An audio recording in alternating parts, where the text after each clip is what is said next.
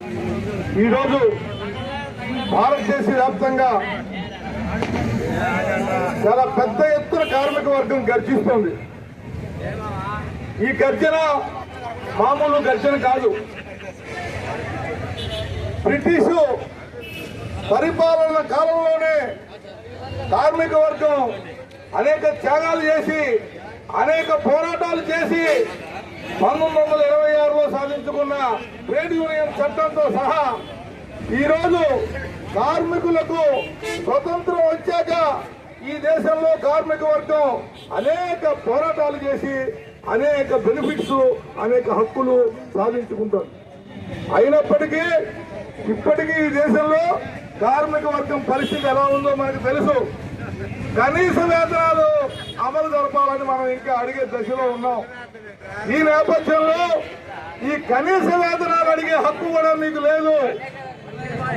కార్మిక చట్టాలు ఆట ఎత్తద్దు. మీరు 29 కార్మిక చట్టాలు మాకు వద్దు, 4 లేబర్ కోడ్లు అని చెప్పి మొత్తం కార్మికులకు ఉన్న పోరాట హక్కులని మొత్తం కాలరాయటమే ఈ లేబర్ కోడ్ల యొక్క ఉద్దేశం. ఇందాక రామారావు గారు మాట్లాడి చెప్పారు, కేంద్రంలో నరేంద్ర మోడీ గారు అధికారంలోకి వచ్చిన కాడి నుంచి కార్మిక వర్గం మీద తీవ్రమైన దాడి జరుగుతోంది. అయితే ఈ దేశంలో కార్మిక వర్గం గత 11 సంవత్సరాలుగా అనేక సమరశీల పోరాటాలు చేసి హక్కుల కోసం పోరాడుతున్నారు.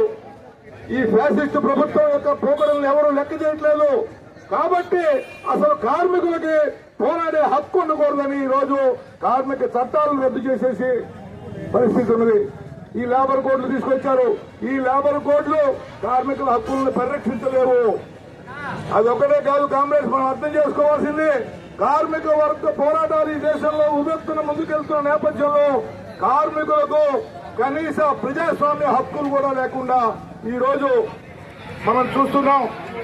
ఎస్మా చట్టాలు ఉపయోగించడము, ఊపా చట్టం ఉపయోగించడము, కార్మిక నాయకుల్ని అరెస్ట్ చేయడము ఈ మధ్యకాలంలో మనం చూసాం.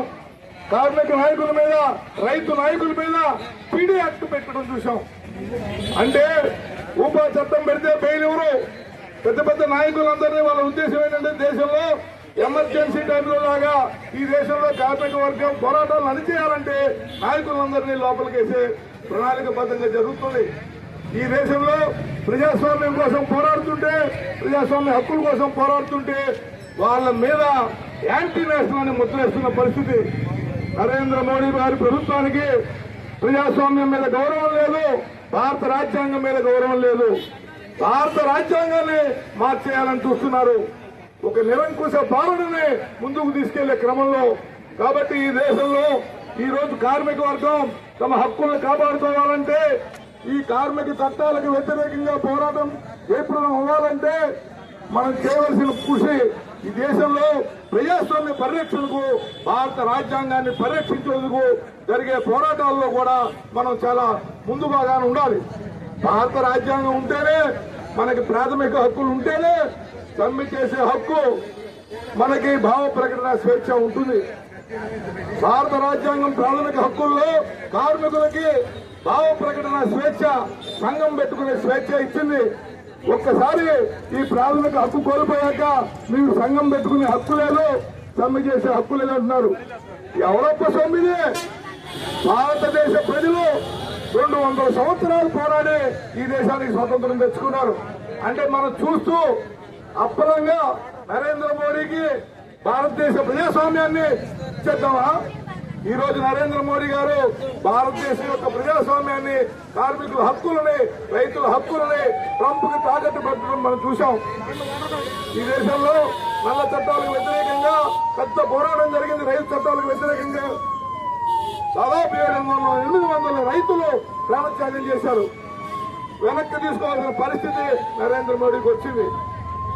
కామ్రేడ్స్, నరేంద్ర మోడీ పాలన అలా ఉంటే మన రాష్ట్రంలో ఈరోజు చంద్రబాబు నాయుడు గారి పాలన చూస్తే అతను మించిన గరుడు ఆచంట మల్లన్న అన్నట్టుంది.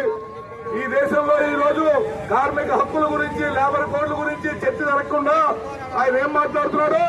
తిరుపతి లడ్డూ గురించి మాట్లాడుతున్నాడు. తిరుపతి లడ్డూలో కల్తీ అంటే దేశంలో ప్రజల హక్కుల కోసం పోరాటం చేస్తుంటే, సమస్యల గురించి మాట్లాడుతుంటే ఇది ఫోకస్ అవ్వకుండా, మీడియాలో ఫోకస్ అవ్వకుండా సెన్సిటివ్ ఇష్యూస్, ప్రజల యొక్క సున్నితమైన భావాలను, మనోభావాలను రెచ్చగొట్టే పద్ధతిలో ఎమోషనల్ ఇష్యూస్ ని లడ్డూలో కలిపి ఉంటే అరెస్ట్ చేయవలసిన బాధ్యత ఎవరిది? ఈ దేశంలో కార్మిక వర్గంగా పరిపాలన అధికారంలో ఉన్నవాడు తప్పు చేసేవాడిని పట్టుకుని అరెస్ట్ చేసి జైల్లో పెట్టద్దా? ఇంతవరకు ఎవరిని జైల్లో పెట్టావు నువ్వు? ఎవరిని పెట్టలా. ఒకరిని మించి ఒకళ్ళు రోజు ఇదే చర్చ టీవీలో. లేబర్ కోడ్ల గురించి చర్చ లేదు, రైతుల హక్కుల గురించి చర్చ లేదు. మోడీ గారు రహస్యంగా అమెరికాతో చేసుకున్న ఒప్పందం గురించి అసలు చర్చ లేదు. ఏంటి చర్చ? తిరుపతి లడ్డూలో ఏవో కలిసినాయి, ఫినాయిల్ కలిసింది, కెమికల్ కలిసింది. నువ్వేం చేస్తున్నావు? నిన్ను ఎన్నుకున్నది ఎందుకు ప్రజలు? పుట్టుకోవడానికి పళ్ళు తోవడానికి చంద్రబాబు నాయుడు గారు యాక్షన్ తీసుకో. నువ్వు అధికారంలో ఉన్నావు, నీకు భారత రాజ్యాంగం అధికారం గట్టబెట్టింది. అంత సున్నితమైన విషయం జరిగినప్పుడు నువ్వు గాడులు కాస్తున్నావా? నీ బాధ్యతను విస్మరించి అంటే మనం అర్థం చేసుకోవాల్సింది ఇవి డైవర్షనరీ టాక్టిక్స్. ప్రజల యొక్క పక్కదారి పట్టించే, ప్రజల యొక్క చర్చని, ప్రజల సమస్యలని పక్కదారి పంపించే చాలా దుర్మార్గమైన ఎత్తుగడ, రాజకీయ ఎత్తుగడ. ఇవి కూడా మనం అర్థం చేసుకోవాలి.